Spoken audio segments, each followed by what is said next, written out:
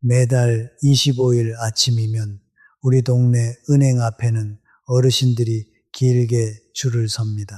기초연금이 들어오는 날이거든요. 그날도 저는 번호표를 쥐고 창구 앞에 앉아 있었습니다. 옆자리에 백발이 성성한 어르신 한 분이 앉으시더군요. 그 어르신이 창구 위에 통장을 하나 내미는데 표지 빛깔이 유난히 바랬습니다. 그리고 그 위에 꼬깃꼬깃 접힌 현금 3만 원을 얹으셨어요. 통장에 찍힌 이름이 언뜻 제 눈에 들어왔습니다. 여자 이름이었습니다. 그 어르신은 통장을 두 손으로 받아 겉장을 쓱 한번 쓸어 보시더니 혼잣말처럼 이러시는 겁니다. 이걸로 우리 집사람 이번 달치요. 현금 3만 원으로 한 달치라니요. 저는 그 말이 무슨 뜻인지 그때는 도무지 알 수가 없었습니다. 그런데 바로 그 옆에서 저는 정반대의 일을 하고 있었습니다. 창구 직원한테 이러고 있었거든요. 아가씨, 제 예금을 절반이라도 지금 현금으로 빼주세요. 손이 다 떨렸습니다. 같은 은행, 같은 아침이었습니다. 한 손은 통장에 3만 원을 살며시 얹고 다른 한 손은 통장을 통째로 비워달라며 벌벌 떨고 있었지요. 오늘 제가 들려드릴 이야기가 바로 이 두 손 이야기입니다. 쌓아두고 지키기만 하던 손과 돈의 이름을 붙여 나눠두던 손. 그 두 손이 어쩌다 이렇게 갈렸는지, 그리고 어떻게 하면 3만 원을 얹던 그 어르신 쪽 손이 될 수 있는지 오늘 천천히 말씀드리겠습니다. 저는 올해 68 엄필녀라고 합니다. 충주의 오래된 골목에서 혼자 산지 3년째지요. 19부터 시내 양장점에서 미싱을 밟았습니다. 밤 12시 사이렌이 울릴 때까지 박음질을 했고 월급 봉투는 뜯지도 않고 어머니 손에 들렸습니다. 그 시절에 배운 게 딱 하나였어요. 돈은 모으는 것이다. 쓰는 법은요. 아무도 안 가르쳐 줬습니다. 국민학교만 겨우 마치고 미싱 바늘에 청춘을 바친 우리 세대 여자들이 대개 그렇지요. 모을 줄만 알지 나를 위해 10,000원 한 장 쓸 줄을 몰라요. 그 버릇이 68가지 그림자처럼 따라온 겁니다. 이야기를 시작하기 전에 한 가지만 미리 말씀드릴게요. 저는 은행원도 아니고 변호사도 아닙니다. 그저 겪어본 사람일 뿐이에요. 그러니 오늘 드리는 이야기는 참고로만 들으시고 실제로 통장을 정리하실 때는 꼭 거래하시는 은행 창구나 가까운 전문가와 상의하셔야 합니다. 제도라는 게 해마다 조금씩 바뀌기도 하니까요. 자, 그럼 왜 제 손이 그렇게 떨리고 있었는지 그 이야기부터 해야겠습니다. 남편은 3년 전 겨울에 갔습니다. 읍내에서 자전거포를 40년 한 사람이지요. 펑크 때우고 체인 갈아 끼우며 평생 기름밥을 먹은 손이었습니다. 가게 정리한 돈에 얼마 안 되는 보험금에 둘이서 평생 부은 적금까지 다 합치니 1억 5천만 원이 되더군요. 남들은 그럽디다. 그만하면 얼마나 든든하냐고. 그런데 참 이상하지요. 저는 그 돈이 생기고부터 잠을 설쳤습니다. 통장은 자개장 서랍 속 수건 사이에 숨겨두고 도장은 외출할 때마다 속옷 안주머니에 넣고 다녔어요. 찾을 것도 아니면서 현금 지급기 앞에 서서 잔액 조회 버튼만 눌러보고 돌아선 날이 또 얼마나 많았는지 모릅니다. 숫자가 그대로 있는 걸 두 눈으로 봐야 그날 밤 겨우 잠이 왔거든요. 그러면서 정작 저 자신한테는 한 푼을 못 썼습니다. 무릎이 아파서 정형외과에 갔더니 연골 주사를 3번 맞자는데 18만 원이라더군요. 저는 그냥 파스나 붙이지 하고 돌아섰습니다. 1억 5천을 쥔 사람이 18만 원이 아까워서 절뚝절뚝 버스를 탔단 말입니다. 지금 생각해도 참 딱한 노릇이에요. 서울 사는 아들 재우는 전세 대출 갚느라 허리가 쟀다니 돈 얘기는 서로 꺼내지도 못했고요. 가족 대화방에 반찬 사진을 올려도 하루가 다 가도록 답이 없는 날이 많았습니다. 통장 잔고는 그대로인데 사는 건 점점 더 가난해졌어요. 그 겨울 내내 저는 전화기 하나, 통장 하나를 끌어안고 살았습니다. 작년 가을이었지요. 텔레비전에서 어느 금고가 어렵다더라, 사람들이 새벽부터 줄을 섰다더라 하는 뉴스가 나왔습니다. 제 돈 있는 은행하고는 아무 상관도 없는 얘긴데 그날 밤 저는 한숨도 못 잤어요. 이튿날 은행 문이 열리자마자 달려가서 절반이라도 현금으로 찾겠다고 우겼습니다. 그때 옆에서 낮은 목소리가 들렸습니다. 돈을 빼서 어디에 두시려고요? 자개장 서랍이 은행 금고보다 더 안전합디까?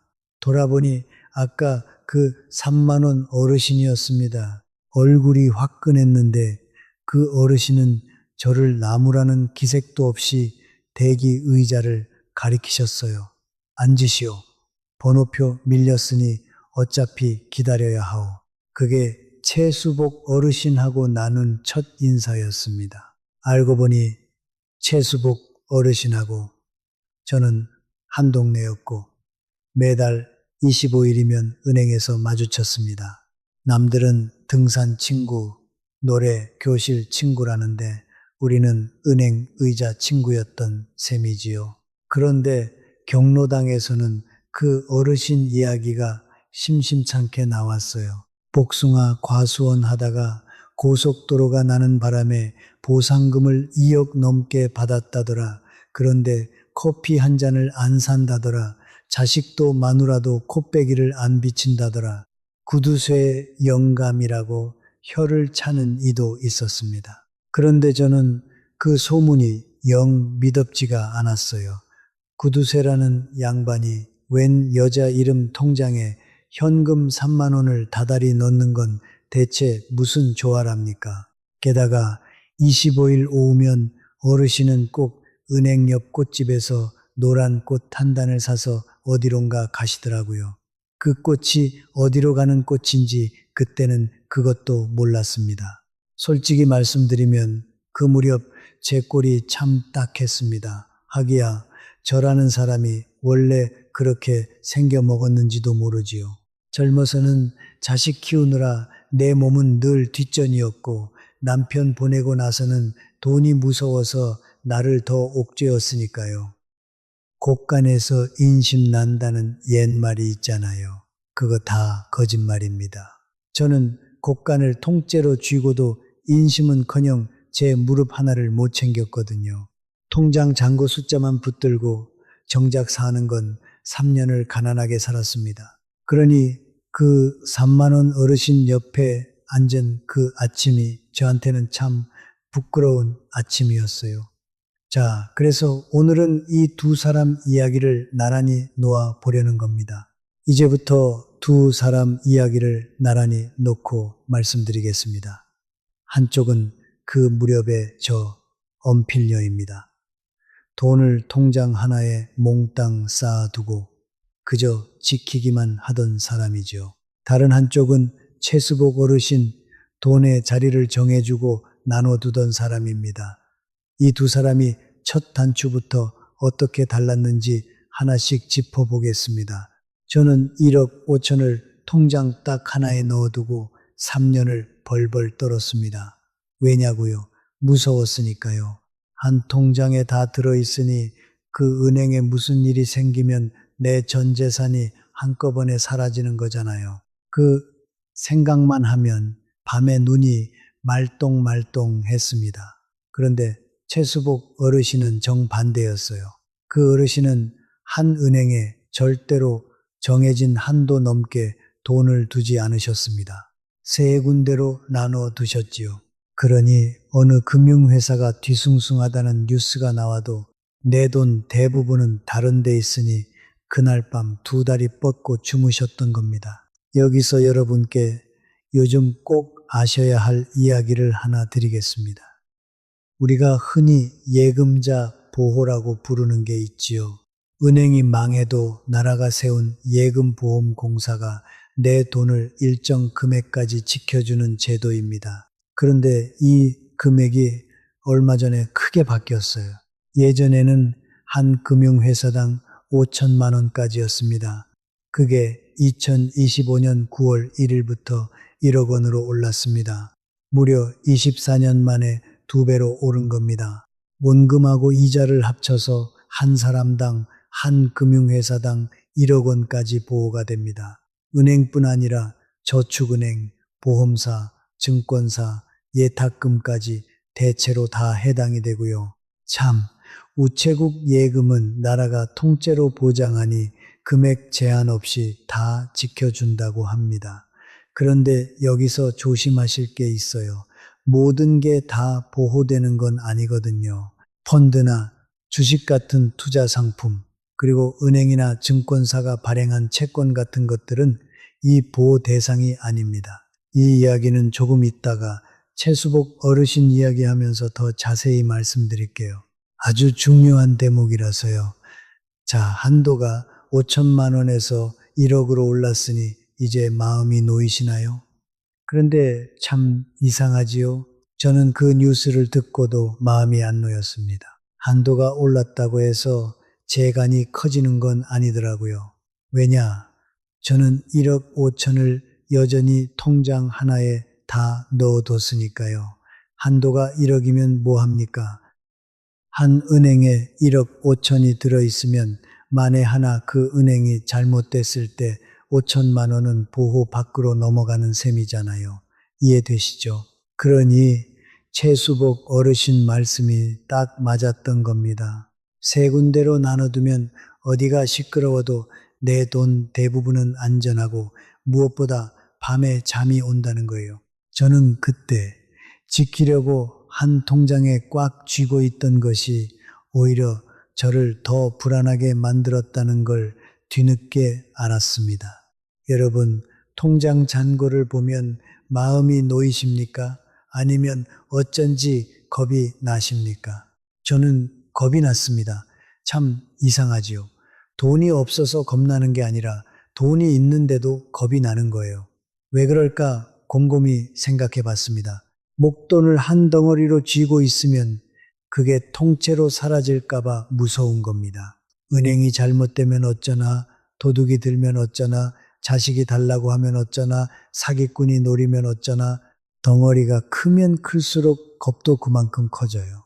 그래서 저는 그 큰 덩어리를 지키느라 정작 저 자신한테는 물 한 모금 못 나눠준 겁니다.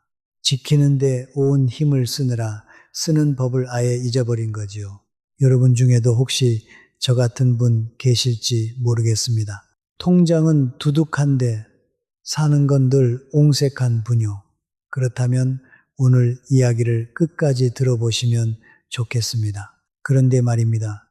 이렇게 겁 많고 의심 많은 제 성미가 나중에 아주 큰 일을 한판 막아냅니다.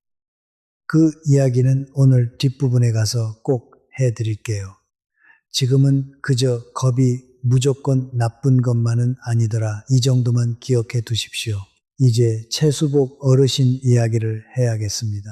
저는 방법을 배우기 전에 그 어르신의 흉터부터 봤습니다. 그날 대기 의자에서 어르신이 먼저 지난 이야기를 꺼내셨거든요. 내가 이걸 머리로 배운 게 아니오. 수업료를 7천만 원 내고 몸으로 배웠어. 저는 그 말에 숨이 턱 막혔습니다. 7천만 원이라니요.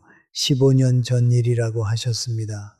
어르신은 복숭아 과수원 3,000평을 하셨는데 거기로 고속도로가 나면서 보상금으로 2억 8천을 받으셨답니다. 한갑 넘어 평생 흙만 만지던 손에 그런 목돈이 처음 쥐어진 거지요. 은행에 넣으러 갔더니 누가 귀띔을 하더랍니다. 저축은행은 금리를 2배 준다고요.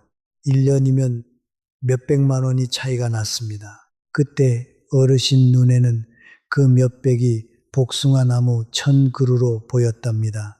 사람 욕심이라는 게 그렇게 눈을 가려요. 그래서 1억 2천을 저축은행 한 곳에 몰아넣으셨습니다. 게다가 직원이 권하는 후순위 채권이라는 데에 3천을 더 얹으셨어요. 여기서 잠깐 멈추고 아주 중요한 걸 말씀드리겠습니다. 후순위 채권이 뭔지 궁금하시죠? 쉽게 말씀드릴게요. 우리가 은행에 넣는 예금하고 적금은 원금과 이자가 보장되는 상품입니다. 네, 아까 말씀드린 예금자 보호도 이런 상품에 붙는 거예요. 그런데 후순위 채권은 성격이 완전히 다릅니다. 이건 예금이 아니라 회사에 돈을 빌려주는 투자 상품이에요. 그리고 이름 그대로 순위가 뒤에요. 회사가 잘못되면 돈을 돌려받는 줄에서 맨 뒤에 서는 겁니다. 앞 사람들 다 받고 나서 남는 게 있어야 내 차례가 오는 거지요. 게다가 이런 투자 상품은 예금자 보호 대상도 아닙니다. 그러니 회사가 망하면요, 그냥 종이 한 장이 되는 거예요. 최수복 어르신은 그걸 몰랐습니다. 통장에 이자 찍히는 재미로 어깨가 으쓱하던 것도 잠깐이었어요. 이듬해 봄에 그 저축은행이 영업 정지를 당했습니다. 셔터 내린 문 앞에 사람들이 주저앉아 울던 뉴스 화면, 그 속에 어르신도 서 계셨다고 합니다.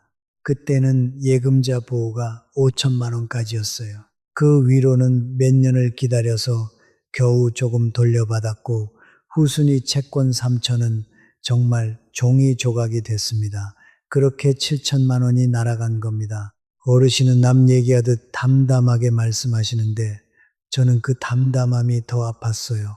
흉터가 그만큼 마르려면 사람이 얼마나 오래 알아야 하는지 저도 남편을 보내보고는 조금 알거든요. 그런데 어르신이 이러셨어요. 명자씨, 아니 필려씨, 내가 그때 잃은 게 돈만이 아니오. 어르신은 넉 달을 방에서 안 나오셨답니다. 그 사이에 부인 되시는 홍가변 씨가 60 넘은 나이에 말 한마디 없이 시장 반찬 가게로 일을 나가셨습니다. 새벽 5시에 나가 온종일 서서 전 부치고 나물 무치고 그 일을 5년을 하셨답니다. 집사람이 원망 소리를 한 번을 안 합디다. 딱 한 번, 밤에 무릎이 아파서 끙끙 앓고는 그것도 미안하다고 웃어요. 나는 그 웃는 낯이 지금도 제일 아파. 저는 가만히 제 무릎을 내려다봤습니다. 18만 원이 아까워서 절뚝거리던 바로 그 무릎을요. 어르신 말씀이 이어졌습니다. 그때 내가 결심했소. 돈을 다시 모으는 것보다 돈 때문에 사람 잃는 일을 다시는 안 만들겠다고, 그 한마디가 오늘 이야기의 뿌리입니다. 자, 이제 최수복 어르신이 그 흉터 위에서 만들어낸 방법을 하나씩 배워보겠습니다. 어르신은 통장 겉장마다 유성 매직으로 굵게 글씨를 써두셨더군요. 밥, 약, 오늘.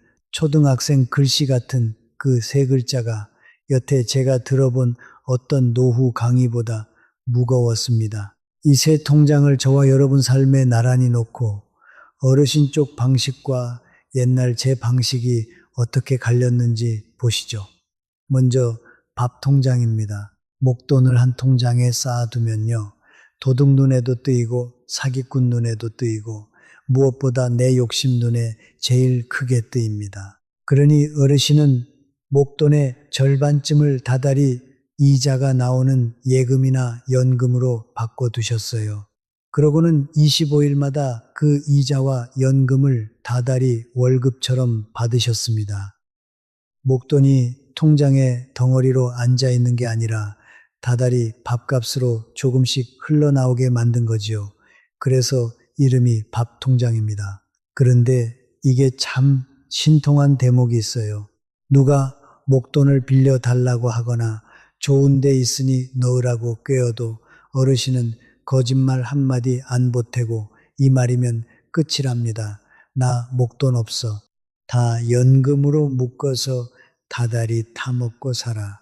목돈은 한 번에 나가지만 다달이 나오는 돈은 한 번에 못 뺏어 갑니다. 통장이 나 대신 거절을 해주는 셈이지요. 거절을 못해서 속으로는 싫으면서도 입을 뒤집어 쓰고 앓는 게 우리 나이 고질병 아닙니까?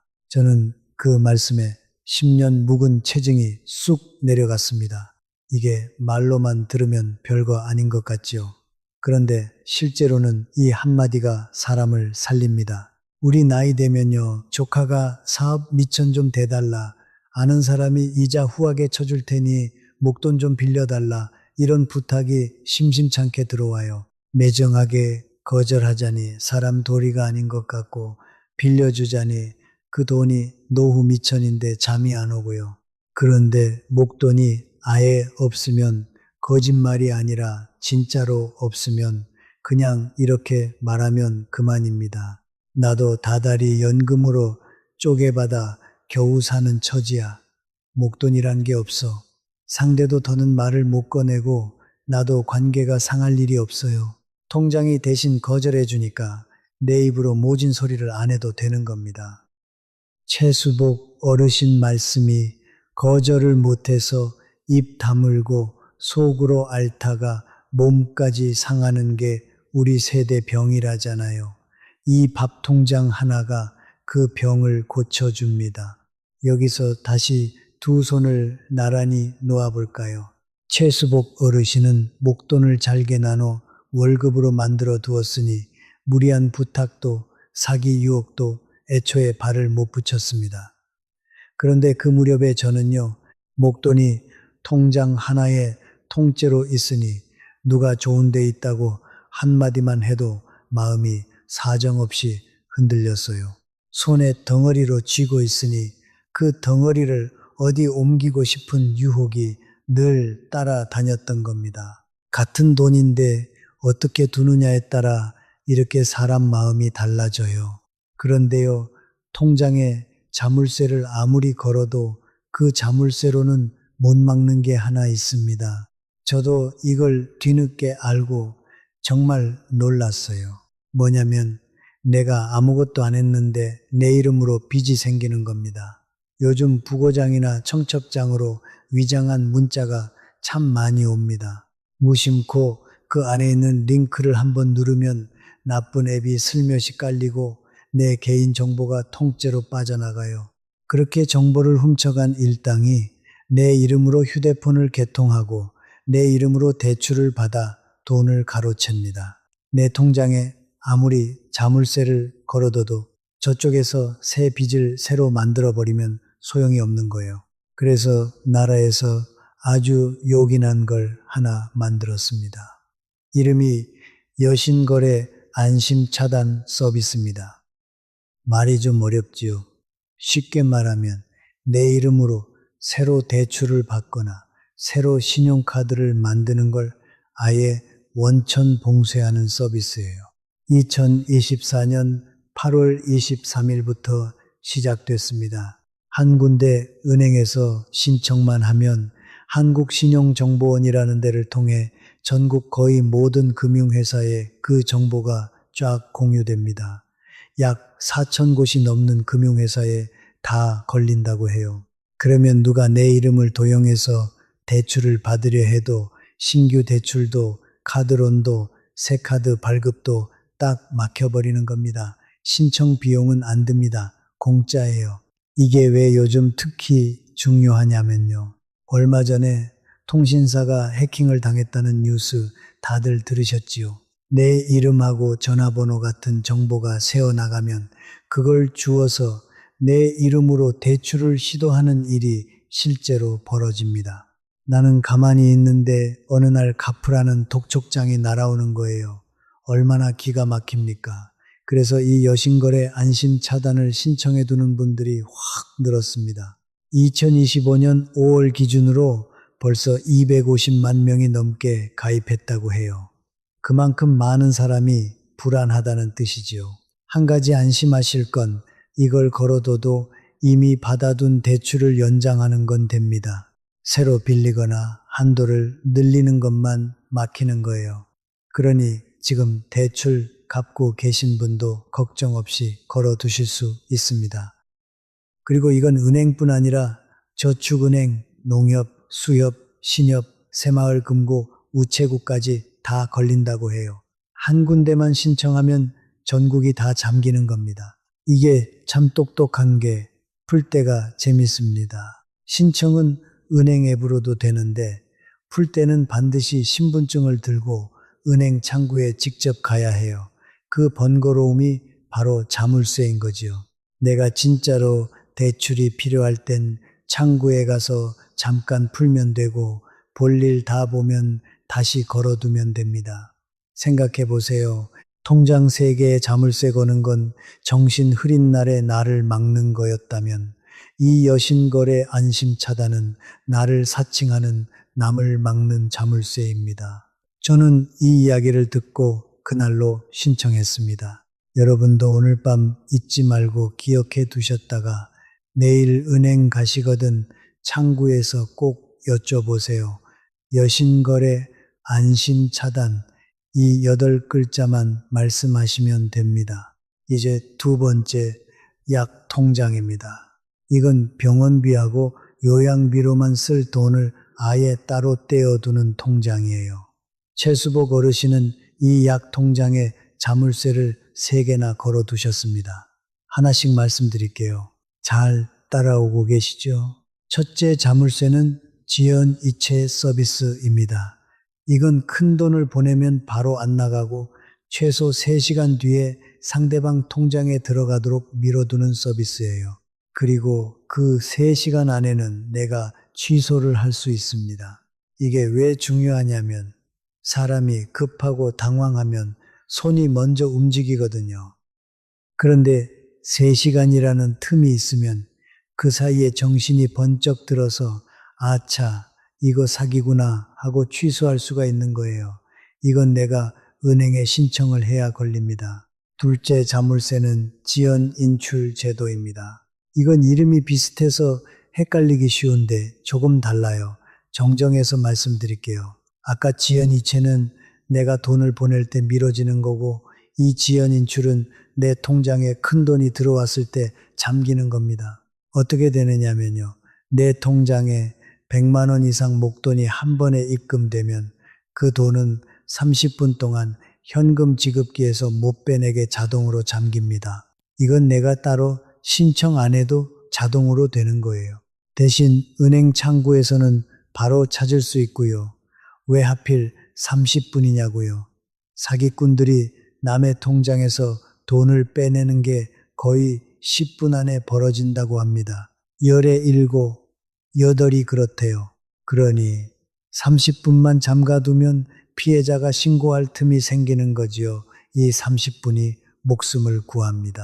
이 두 가지 지연 이체하고 지연 인출을 헷갈리지 않게 다시 한번 정리해 드릴게요. 내가 돈을 보낼 때 3시간 미뤄지는 게 지연 이체. 하나는 내가 신청하는 거고 하나는 자동으로 되는 거예요. 이 둘이 함께 있으면요. 사기꾼이 나를 겁줘서 돈을 보내게 하려 해도 3시간 안에 내가 취소할 수 있습니다. 그리고 혹시 내 통장이 사기에 쓰여 돈이 들어왔다 나가려 해도 30분이 잠기니 신고할 틈이 생기는 겁니다. 앞뒤로 자물쇠를 채워두는 셈이지요. 셋째 자물쇠는 하루 이체 한도를 확 낮추고 입금 계좌를 미리 지정해 두는 겁니다. 하루에 이체할 수 있는 금액을 100만 원으로 낮춰두면 누가 나를 겁줘서 내 돈을 몽땅 옮기라고 해도 하루에 100만 원밖에 못 나갑니다. 그리고 입금 계좌 지정이라는 것도 있어요. 내가 미리 정해둔 계좌로는 자유롭게 보낼 수 있지만 지정하지 않은 낯선 계좌로는 아주 적은 금액만 나가게 막아두는 거예요. 정말 큰 돈을 보낼 일이 있으면 신분증 들고 창구에 가면 되니까 사는 데는 아무 지장이 없습니다.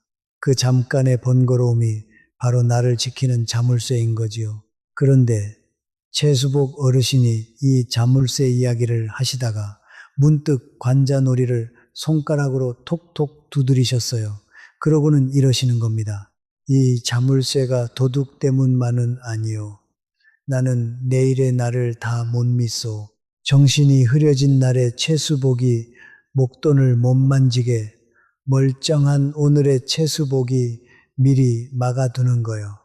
저는 그 말씀에 등골이 서늘했습니다. 왜냐하면 바로 그 이야기가 요양원에 계신 어르신 부인 홍가변 씨 이야기로 이어지거든요. 이 대목은 조금 있다가 아주 중요한 제도 하나와 함께 다시 말씀드리겠습니다. 자, 이제 그 약통장 이야기를 조금 더 깊이 해보겠습니다. 최수복 어르신 부인 홍가변 씨는 지금 요양원에 4년째 계십니다. 치매를 앓고 계시거든요. 저는 처음에 이 이야기를 듣고 겁부터 났습니다. 사람들이 흔히 그러잖아요. 요양원비를 무슨 수로 감당하느냐고, 다달이 몇백만 원씩 깨지는 거 아니냐고. 저도 딱 그렇게 걱정했습니다. 그런데 어르신이 알려주신 진실은 좀 달랐어요. 이건 우리 모두가 꼭 알아야 하는 이야기라서 종이하고 볼펜을 곁에 두고 들으셔도 좋습니다. 우리나라에는 장기요양보험이라는 게 있습니다. 몸이 불편하거나 치매가 있는 어르신이 요양 등급을 받으면 요양원이나 방문요양 같은 돌봄 서비스를 나라가 크게 도와주는 제도예요. 등급은 국민건강보험공단에 신청하면 심사해서 정해줍니다. 그런데 이게 얼마나 도와주느냐? 요양원 같은 시설에 들어가시면 그 급여 비용의 8할, 그러니까 80%를 나라가 부담하고 본인은 20%만 내면 됩니다. 집에서 방문 요양을 받으시면 본인 부담이 15%고요. 숫자로 말씀드리면 이렇습니다. 2025년 기준으로 요양 1등급 어르신이 요양원에 계시면 한 달 급여 비용이 271만 원쯤 되는데 그 중에 본인이 내는 돈은 20%인 54만 원 남짓입니다.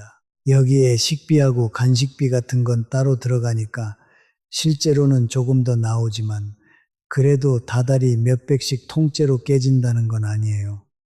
게다가 형편이 어려운 분들, 그러니까 기초생활수급자 같은 분들은 본인 부담이 아주 적거나 아예 없기도 합니다. 이건 따로 신청 안 해도 소득하고 재산을 보고 알아서 감해준다고 해요. 참, 그리고 치매가 아주 심하지 않은 초기 단계면 인지지원 등급이라는 걸 받을 수 있어요. 그러면 낮 동안 어르신을 돌봐주는 주야간 보호센터 같은 걸 이용할 수 있습니다. 낮에는 거기서 밥도 드시고 운동도 하시고 기억력 프로그램도 받으시다가 저녁에 집으로 오시는 거예요. 가족이 온종일 붙어 있지 않아도 되니까 얼마나 다행입니까? 그래서 제가 드리고 싶은 말씀은 이겁니다. 약 통장은요, 끝도 없이 채워야 하는 무서운 통장이 아니에요. 나라가 80%를 받쳐주니까 내가 준비해야 할 돈은 예측이 되는 금액입니다. 겁으로 채우는 통장이 아니라 계산으로 채우는 통장인 거예요. 이걸 모르면 요양이라는 말만 들어도 무서워서 돈을 못 씁니다. 그런데 알고 나면 이 정도구나 하고 마음이 놓여요. 그러니 부모님이든 배우자든 돌봄이 걱정되시면 먼저 국민건강보험공단에 요양 등급 신청부터 알아보시길 바랍니다. 그럼 등급은 어떻게 받느냐? 어렵지 않습니다. 국민건강보험공단에 신청하면 직원이 집으로 나와서 어르신 상태를 살피고 의사소견서도 참고해서 등급을 정해줍니다. 거동이 많이 불편하면 높은 등급, 조금 불편하면 낮은 등급 이런 식이에요. 그리고 꼭 요양원에 들어가야만 하는 것도 아닙니다. 집에서 지내면서 요양보호사가 방문해 도와드리는 재가 서비스도 있고 낮에만 센터에 다녀오는 주야간 보호도 있어요. 요즘은 한 기관에서 방문 요양이랑 목욕이랑 간호를 묶어서 해주는 통합 재가 서비스도 늘고 있고 거동이 어려운 분께는 의사와 간호사가 집으로 찾아가는 재택의료라는 것도 생겼습니다.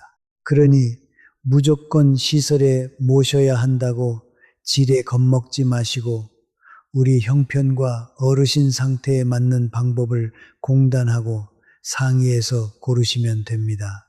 참, 이 대목에서 마음 아픈 이야기 하나만 하겠습니다. 우리나라 65 넘은 어르신 10명 중에 한 분꼴로 치매를 앓고 계신다고 해요. 100만 명 가까이 됩니다. 결코 남의 일이 아니라는 거예요. 그러니 오늘 이 요양보험 이야기, 후견 이야기는 언젠가 우리 집 문을 두드릴 이야기라고 생각하고 들어두셔야 합니다. 그런데 여기서 정말 중요한 이야기가 하나 더 있습니다. 아까 최수복 어르신이 내일의 나를 못 믿는다고 하셨지요. 그 말씀이 왜 그렇게 사무쳤는지 이제 말씀드리겠습니다. 홍가변 씨는 치매가 깊어지면서 남편 얼굴도 본인이 몇 살인지도 아들 얼굴도 다 잊으셨답니다. 그런데 참 이상하지요.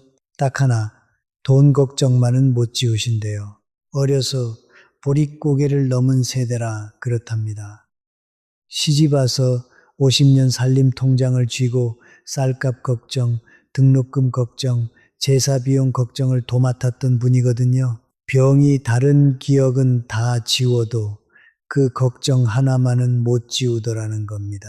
바로 이 대목에서 우리가 꼭 알아야 할 게 있어요. 사람이 치매로 판단력이 흐려지면요. 가족이라 해도 그분 예금을 대신 찾거나 부동산을 대신 처분하는 게 법적으로 막힙니다. 그냥 자식이라는 이유만으로는 부모님 재산을 대신 관리할 권한이 안 생기거든요. 그러면 어떻게 하느냐? 성년 후견 제도라는 걸 씁니다. 이건 치매 같은 이유로 판단이 어려워진 어른을 위해 가정법원이 후견인을 세워주는 제도예요. 그 후견인이 그분을 대신해서 재산도 관리하고 병원 문제도 챙길 수 있게 해줍니다. 여기서 겁내실까봐 하나 짚어드릴게요.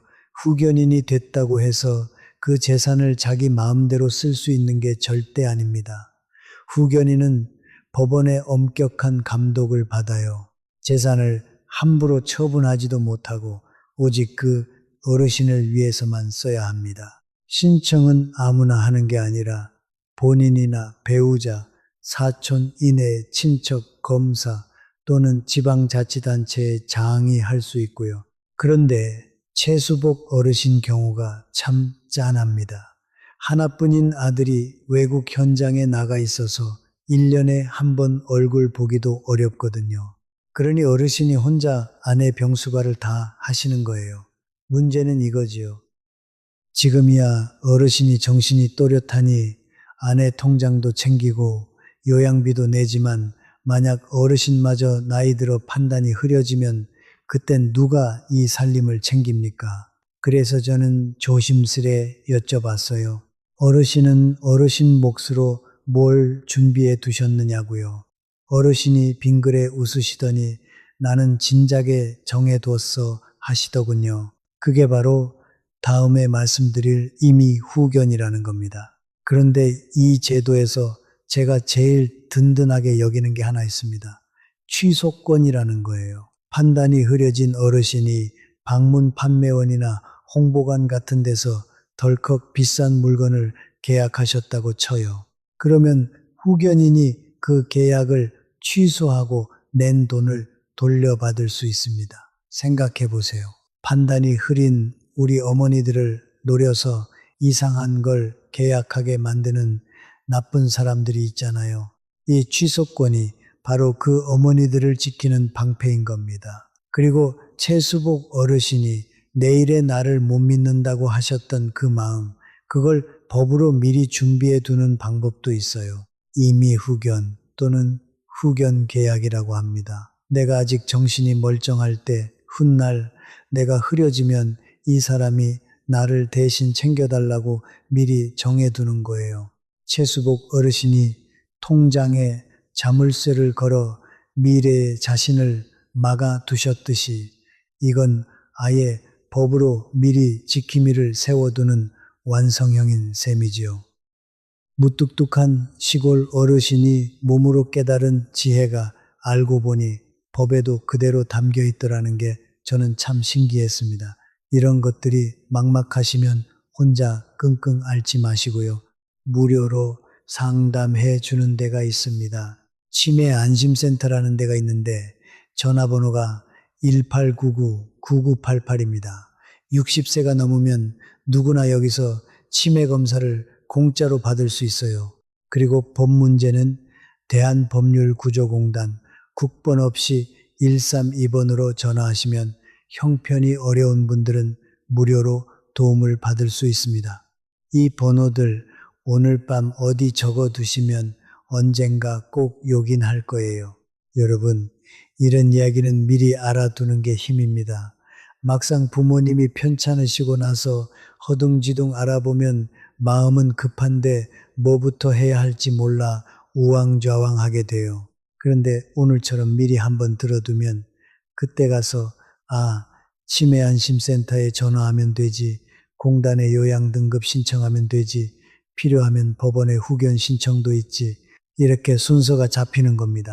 겁이 아니라 준비예요. 그리고 이 모든 게 결국 최수복 어르신이 하신 그 한마디로 통합니다. 내일의 나를, 그리고 내일의 우리 식구를 오늘 미리 지켜두는 것, 돈에 이름을 붙이는 일이나 후견을 미리 정해두는 일이나 다 같은 마음에서 나온 지혜인 거지요. 참 치매 이야기 나온 김에 하나만 더요. 어르신들 보면 물건을 어디 뒀는지 깜빡하는 일이 많잖아요. 그건 대개 나이 들면 다 그런 건망증이에요. 그런데 잊어버린 걸 두고 누가 훔쳐갔다고 자꾸 탓하기 시작하면 그건 좀 다르게 봐야 한답니다. 그럴 땐 나무라지 마시고 가까운 치매안심센터에서 검사를 한번 받아보시길 권합니다. 일찍 알면 준비할 시간이 그만큼 생기니까요. 자, 무거운 이야기를 했으니 이제 조금 따뜻한 통장으로 가볼까요? 최수복 어르신의 세 번째 통장은 오늘 통장입니다. 이건 다달이 20만 원을 넣어두고 그 달 안에 반드시 바닥을 내야 하는 통장이에요. 남으면 벌금으로 다음 달에 그만큼 덜 넣으신답니다. 그 돈으로 목욕탕 전기권을 끊고 국밥 한 그릇 사드시고 경로당에 믹스커피 한 통 사들고 가시고요. 그런데 동네에서는 그 어르신을 구두쇠라고들 했습니다. 커피 한 잔을 안 산다고요. 그래서 제가 여쭤봤어요. 어르신, 소문이 구두쇠라는데 오늘 통장은 뭐냐고요. 어르신이 허허 웃으시더니 이러셨습니다. 다방 커피 한 잔에 5천 원은 아깝고 경로당 믹스커피 한 통에 2천 원은 안 아까워 20잔이 나오니까 나는 안 쓰는 사람이 아니라 내 돈이 어디 가서 무슨 일을 할지 내가 정하는 사람이요. 저는 그 말씀에 머리를 한 대 맞은 것 같았어요. 소문 속 구두쇠는요, 알고 보니 돈한테 심부름을 시키는 양반이었던 겁니다. 여기서 또 두 손을 나란히 놓아봅시다.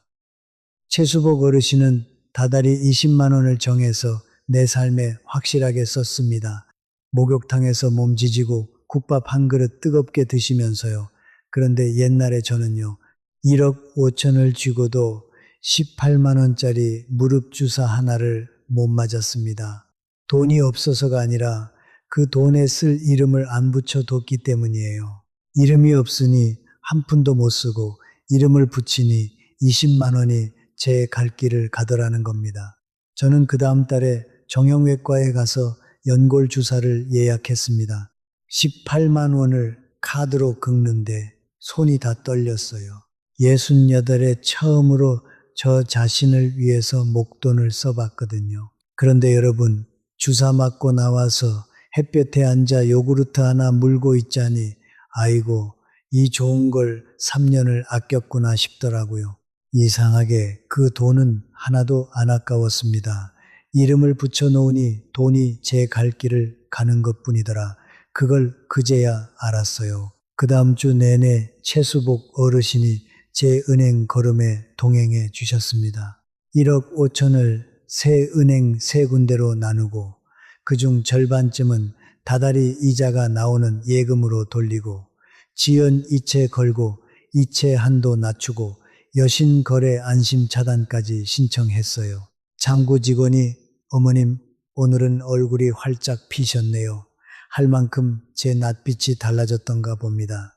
그리고 해가 바뀌어 첫 25일에 통장 정리를 해보니 이자하고 연금이 정말로 들어와 있더라고요. 그게 제 첫 월급이었습니다.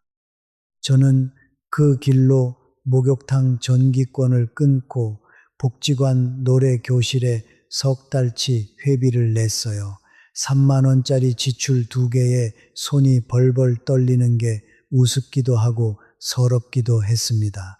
그런데 여러분, 때 밀고 나와서 요구르트 하나 물고 햇볕에 앉아 있자니 아이고 이 좋은 걸 3년을 아꼈구나 싶더라고요. 이름을 붙여 놓으니 나가는 돈이 하나도 안 아까웠습니다. 저도 최수복 어르신을 흉내내서 통장에 이름을 붙이기 시작했습니다.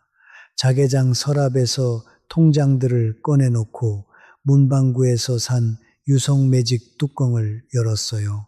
밥, 약, 오늘. 지방 쓸 때 말고는 붓끝 잡을 일 없던 손이 통장 겉장에 그 세 글자를 쓰는데 가늘게 떨립디다. 그리고 저는 통장을 하나 더 만들어서 네 번째 겉장에는 꽃이라고 썼습니다. 다달이 10,000원씩 들어가는 제일 작은 통장이에요. 참 이상하지요.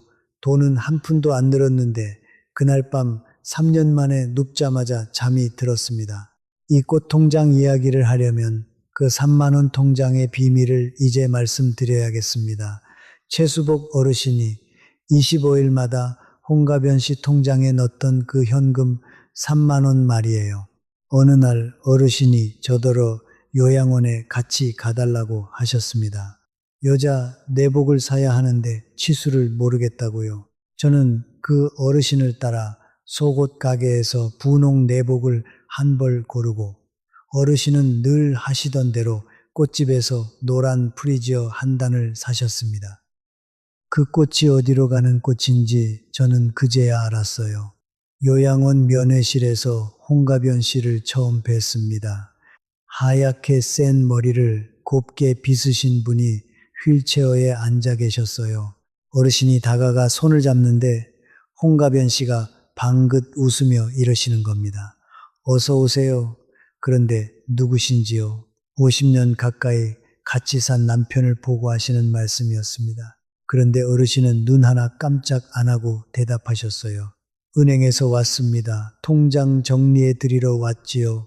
그 목소리가 어찌나 태연하던지 저는 그 태연함에 코끝이 시큰했습니다. 어르신이 내복 꾸러미 위에 통장을 올려드렸어요. 그러자 홍가변 씨 손이 달라졌습니다. 방금까지 무릎 위에서 가만가만 떨리던 손이 통장만은 익숙하게 펼치더니 가슴 주머니에서 돋보기를 꺼내 쓰고 한 줄 한 줄 손가락으로 짚어가며 읽으시는 겁니다. 입금 3만 원, 최수복. 입금 3만 원, 최수복. 마지막 줄까지 다 읽고 난 홍가변 씨 얼굴이 환해졌어요. 이번 달도 들어왔네. 우리 그이가 붙인 돈이에요. 쌀값 걱정은 없겠어. 그러고는 통장을 가슴에 꼭 품고 아이처럼 고개를 끄덕이다 스르르 눈을 감으셨습니다. 세상에서 제일 두꺼운 이불을 덮은 얼굴이었어요. 그런데 홍가변 씨가 저를 보시더니 이 이는 누구냐고 물으셨어요. 어르신이 새로운 은행 처녀라고 하시더군요. 68이나 먹은 사람더러 처녀라니 웃음이 나오려는데 눈물이 먼저 나오려는 걸 꾹 참았습니다. 그랬더니 홍가변 씨가 제 손을 끌어다 통장을 쥐어주시며 속삭이시는 거예요. 우리 그이가 다달이 붙이는 돈이니 착오 없이 잘 좀 부탁해요. 그 이 손이 갈퀴가 되도록 번 돈이라. 저는 예 하고 대답은 했는데 목이 메어서 그 다음 말을 못했습니다. 복도로 나와서야 어르신이 말씀을 이으셨습니다. 의사도 못 재우는 사람을 통장이 재웁디다. 어르신이 말씀하신 네 번째 통장이 바로 이거였어요. 약을 늘려도 잠을 못 이루시던 분이 옛날 살림 통장을 보여드린 그날 밤 처음으로 편히 주무시더랍니다. 그래서 어르신은 다달이 25일이면 은행 창구에서 기계로 하면 1분이면 될 통장 정리를 굳이 사람 손으로 하십니다. 왜냐? 기계는 거래가 밀리면 몇 달치를 한 줄로 뭉뚱그려 찍어버리거든요. 우리 집사람은 채수복 석자가 또박또박 박혀 있어야 안심을 하오. 나는 평생 무뚝뚝해서 미안하다는 말을 할 줄 모르고 살았어. 그래서 다달이 3만 원씩 갚는 중이오. 이 통장이 내가 평생 처음 쓰는 편지요. 내 이름이 40줄 넘게 박혔을 텐데 400번을 더 넣어도 그 사람한테 진 빚에는 모자랄 거요. 어르신은 거기까지 말씀하시고 창밖으로 고개를 돌리셨습니다. 우시는 건 못 봤습니다만 목젖이 오르내리는 건 봤어요. 그 통장 곁에는 홍가변 씨가 50년 살림하며 쓰던 헌 가계부들이 고무줄에 묶여 수십 권 쌓여 있답니다. 저축은행에 돈 날렸을 때도 끝내 미안하다는 말을 못하고 살았는데 이제야 다달이 3만 원씩 그 말을 갚고 있다는 거예요. 저는 그 말씀에 그만 눈물이 핑 돌았습니다. 긴병에 효자 없다는 말은 들었어도 40년 넘은 신랑이 통장으로 편지를 쓴다는 건 저도 처음 봤거든요. 돌아오는 버스에서 제가 여쭈었습니다. 어르신, 아까 창구에서 1시간을 기다리셨잖아요. 3만 원이면 이자로 쳐야 몇십 원도 안 될 텐데요. 어르신이 창밖을 보시다가 그러셨어요. 필렛이 은행 이자는 높아봐야 몇 푼이요. 그런데 이 통장은 3만 원을 넣으면 우리 집사람이 한 달을 발 뻗고 자오. 세상 천지에 이런 금리가 어디 있어. 저는 그 말씀을 오래도록 잊지 못합니다.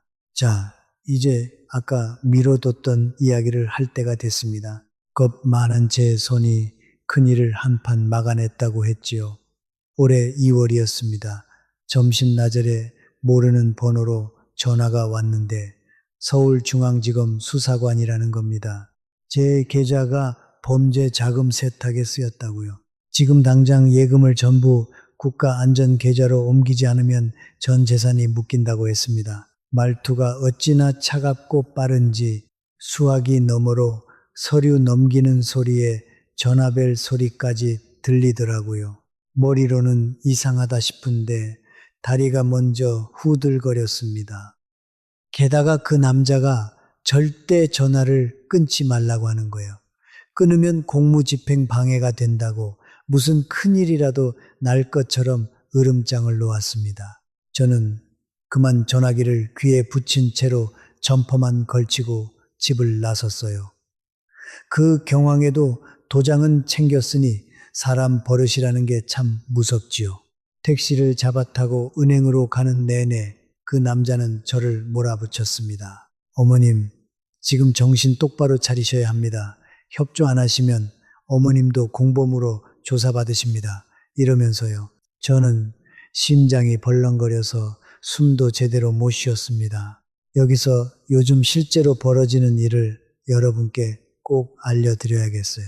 경찰청 자료를 보면요. 이런 전화금융 사기가 지금 무섭게 늘고 있습니다. 올해 1사분기, 그러니까 1월부터 3월까지 석 달 동안만 사기가 5,878건 일어났고 피해액이 3,116억 원에 달했답니다. 한 건당 평균 피해가 5,300만 원이 넘어요. 그리고 정말 뼈아픈 대목이 있습니다. 피해자 중에 50대 이상이 절반이 넘는 53%예요. 우리 또래가 제일 많이 당하고 있다는 겁니다. 특히 검찰이나 경찰, 금융감독원을 사칭하는 이런 기관 사칭형 사기가 전체의 절반이 넘습니다. 이 사람들이 얼마나 교묘한지 아세요? 실제 검찰하고 경찰, 금융감독원이 쓰는 전화번호 80여 개를 목록으로 만들어 놓고 피해자가 어디로 전화를 걸어도 결국 범죄 조직으로 연결되게 조작을 해 둔답니다. 그러니 진짜인가 싶어 전화를 걸어 확인해도 소용이 없는 거예요. 그리고 이 사람들이 자꾸 쓰는 말이 있대요. 사건 조회, 자산 검수, 자산 이전 이런 말들이요. 정상적인 수사기관은 절대 이런 식으로 전화해서 돈을 옮기라고 하지 않습니다. 이런 말이 나오면 그냥 사기라고 보시면 돼요. 그런데 여러분, 제가 그날 택시 안에서 어떻게 정신을 차렸는지 아십니까? 옮길 목돈이 없다는 생각이 문득 든 겁니다. 제 돈은 세 은행에 나뉘어 있지요. 절반은 다달이 이자 타먹는 예금으로 묶여 있지요. 하루 이체 한도는 100만 원이지요. 저쪽에서 아무리 전 재산을 옮기라고 다그쳐도 오늘의 언필녀한테는 그럴 재주가 아예 없는 겁니다. 제 머리가 저를 지킨 게 아니라 미리 채워둔 자물쇠들이 저를 지키고 있었어요. 그래도 수화기 속 남자가 우선 100만 원이라도 보내라고 몰아붙이는 통에 손이 절로 움직였습니다. 그런데 창고 앞에 앉는 순간 최수복 어르신이 언젠가 지나가듯 하신 말이 떠올랐어요. 은행 창구에서 전화를 못 끊게 하는 놈은 100이면 100도둑이요. 저는 전화기를 창구 대리석 위에 엎어 놓았습니다. 손은 사시나무 떨듯 떨리는데 엎어놓고 나니 세상이 이상하게 조용해지더라고요. 직원이 놀라서 무슨 일이냐고 묻기에 제 입에서 이 말이 나왔습니다. 아가씨, 나 지금 보이스피싱 당하는 중인가 봐. 좀 도와줘요. 그 다음은 은행에서 다 알아서 해줬습니다. 경찰이 오고 그 번호는 가짜로 확인됐고요. 택시에서 얼떨결에 눌러버린 100만 원짜리 이체 하나도 지연이체에 걸려서 3시간 안에 취소가 됐습니다. 보세요.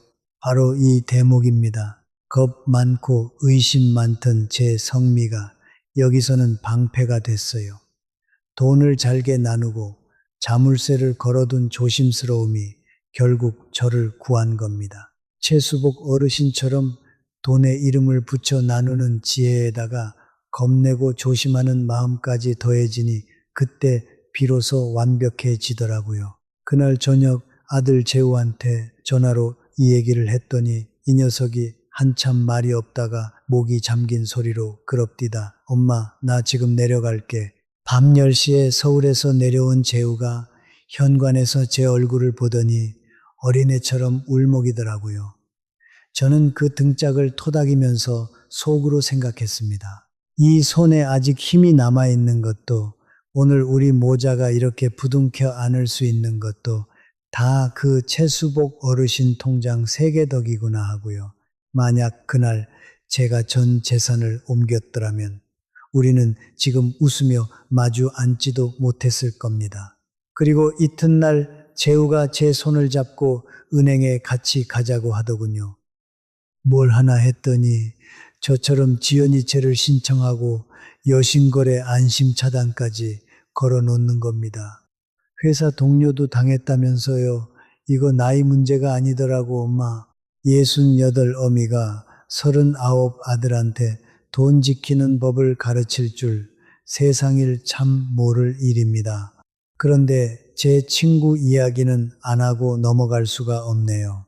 방정심이라고 40년 지기계 모임 친구가 있습니다. 이 친구가 작년에 시장 뒷골목 2층에 있는 홍보관이라는 데를 다녔어요. 처음엔 계란 한 판을 공짜로 주고 트로트도 틀어주고 젊은 실장이라는 사람이 어머님 어머님 하면서 어찌나 살갑게 구는지 몇 달째 아들한테도 못 들어본 다정한 소리를 거기서 다 들었답니다. 저도 방정심이 손에 끌려 딱 한 번 그 홍보관에 가본 적이 있어요.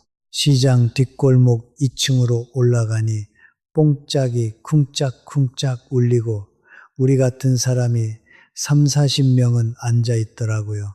마이크 잡은 실장이 어머님 어머님 하는데 그 소리가 어찌나 다디단지요. 몇 달째 아들한테도 못 들어본 살가운 소리를 거기서 다 들었습니다. 비 오는 날이면 전화해서 어머님 무릎은 좀 어떠세요? 하고 묻는 이가 그 청년 하나뿐이었대요.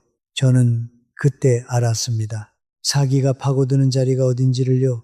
돈 많은 자리가 아니라 외로운 자리예요. 자식은 멀고 말벗은 없는데 누가 어머님하고 다정하게 불러주면 그 앞에서 지갑이 절로 열리는 겁니다. 그래서 이건 남 얘기가 아니에요. 우리 누구라도 외로우면 넘어갈 수 있는 겁니다. 처음 갔을 땐 계란 한 판을 받았고 2번째는 주방 세제를 받았답니다. 3번째 갔을 때 그 실장이 칠판에 숫자를 적더래요. 연 12% 확정 배당. 어르신 전용 특판이라 아무나 못 넣는다고 원금 보장 증서에 회사 도장까지 찍어준다고요. 은행이자 두세 배는 우습다는 겁니다. 방정심이가 밤에 계산기를 두드려 봤대요. 5천만 원이면 한 달에 50만 원, 1년이면 600만 원, 기초연금 얼마에 얹혀 사는 처지에 그 50만 원이 얼마나 커 보였겠어요. 저라도 흔들렸을 겁니다. 솔직히 말씀드리면 방정심이가 저한테도 같이 가자고 꾀었어요. 저도 그 소리를 듣고 잠깐 마음이 동했습니다. 그런데 그때 최수복 어르신이 지나가듯 하신 말이 떠올랐어요. 처음 몇 달은 배당을 꼬박꼬박 줄 거요. 그게 떡밥 값이요 하셨거든요. 그래서 저는 안 갔습니다. 그런데 방정심이는 그 떡밥을 물고 결국 3천만 원을 넣고 만 거예요. 여기서 여러분 이것만은 꼭 기억하세요. 원금을 보장하면서 동시에 높은 이자를 준다는 말, 그거 은행하고 우체국 밖에서 들으면 100이면 100 사기입니다. 금융감독원에서도 늘 경고하는 게 바로 이거예요. 원금 보장과 높은 수익은 세상에 동시에 있을 수가 없습니다. 원금을 지키려면 이자가 낮고 이자가 높으려면 원금이 위험한 거예요. 이 두 가지를 동시에 주겠다는 건 남의 돈으로 돌려막기를 하다가 어느 날 통째로 사라지는 겁니다. 요즘은 이런 게 투자 리딩방이니 뭐니 이름만 바꿔서 계속 나와요. 최수복 어르신은 이런 걸 판별하는 질문을 하나 가르쳐 주셨습니다. 그 확정 배당인가 뭔가 하는 데 가서 딱 한마디만 물어보라고요. 내가 내일 죽으면 이 돈이 누구한테 갑니까? 이렇게요. 그 대답이 1분 안에 안 나오면 도둑이라는 겁니다. 은행 같으면 1분이면 나올 대답이거든요. 그런데 방정시민은 그 질문을 안 했어요. 처음 몇 달은 배당이 꼬박꼬박 나왔거든요. 그게 바로 떡밥 값이었던 겁니다. 낚시꾼이 떡밥 아까워하는 거 보셨어요? 방정시민은 그 떡밥을 물고 3천만 원을 넣었습니다. 그리고 그 홍보가는 지난 봄에 하루아침에 통째로 사라졌어요. 3천만 원이 그렇게 날아갔습니다. 경찰서에 같이 갔다 오는 길에 국밥집에 마주 앉았는데 방정심이가 숟가락을 들다 말고 그럽디다. 필려야, 나는 그 계란이 좋았던 게 아니라 어머님 소리가 좋았던 거야. 그 소리를 3천만 원 주고 산 거지. 저는 그 말에 아무 말도 못하고 국물만 떠먹었습니다. 사기가 파고드는 자리가 어딘지 아세요? 바로 외로운 자리예요. 그 겨울 방정심이 곁에도 그 젊은 실장 하나뿐이었던 거지요. 그날로 저는 방정심이를 데리고 은행에 갔습니다. 남은 돈을 세 군데로 나누고 지연이체 걸고 이체 한도 낮추고 여신거래 안심 차단까지 신청했어요. 문방구에서 유성 매직도 2자루 샀지요. 방정시민은 통장 겉장에 밥 약까지 쓰더니 세 번째에서 한참 머뭇거리다가 오늘 대신 국밥이라고 썼습니다. 한 달에 한 번은 네가 사. 얻어먹는 국밥이 제일 맛있더라. 그러면서 웃는데 그 웃음에 물기가 돌았어요. 그날 국밥집에 마주 앉았을 때 방정심이가 저한테 그러더군요. 필려야, 너는 그때 왜 나를 더 세게 안 말렸니? 저는 할 말이 없어서 국물만 떠먹었습니다. 그 돈이 뭔지 40년 우정에도 그렇게 금이 갑니다. 한참 만에 방정심이가 다시 입을 뗐어요. 아니다. 네가 뜯어 말렸어도 나는 안 들었을 거야. 나는 그 계란이 아니라 어머님 소리가 좋았던 거니까 우리는 국밥이 다 식도록 말없이 앉아 있었습니다. 그래서 요즘 우리는 다달이 25일이면 은행 들렀다가 국밥집에 갑니다. 한 그릇씩 비우고 두 그릇은 포장을 하지요. 하나는 방정심이 손주 몫이고요. 남은 하나가 누구 몫인지는 조금 있다가 말씀드리겠습니다. 이제 마지막으로 남은 사람을 위한 이야기를 하나 드리고 마치겠습니다. 최수복 어르신이 그러셨잖아요. 내가 내일 죽으면 이 돈이 누구한테 가느냐. 그런데 정작 우리가 떠났을 때 남은 자식이 우리 돈이 어디에 얼마나 있는지 모르면 어떡합니까? 통장을 자개장 깊숙이 숨겨만 두면 정작 필요할 때 아무도 못 찾아요. 그래서 나라에서 안심상속 원스톱 서비스라는 걸 해줍니다. 가족이 세상을 떠났을 때 그분의 예금하고 보험, 연금, 부동산, 자동차까지 어디에 뭐가 있는지 한 번에 조회할 수 있게 해주는 제도예요. 가까운 주민센터에 가거나 정부 24라는 곳에서 신청하면 됩니다. 다만 돌아가신 날이 속한 달의 말일부터 1년 안에 신청해야 하니 이건 자식들한테 꼭 일러두세요.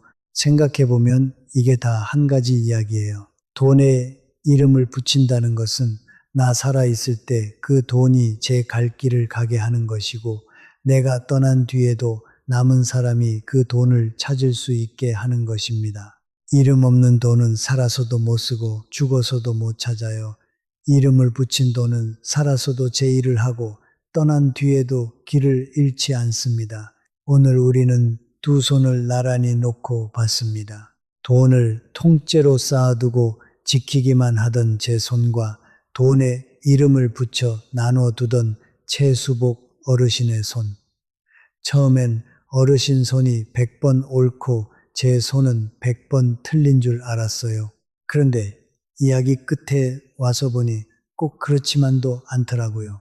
어르신의 나눠두는 지혜에다가 제 겁내고 조심하는 마음이 더해졌을 때 비로소 완벽한 손이 되더란 말입니다. 이름을 붙여 나누되 자물쇠를 걸어 지키는 손, 쓸 때는 쓰되 낯선 유혹 앞에서는 의심하는 손. 그게 우리가 가져야 할 손이에요.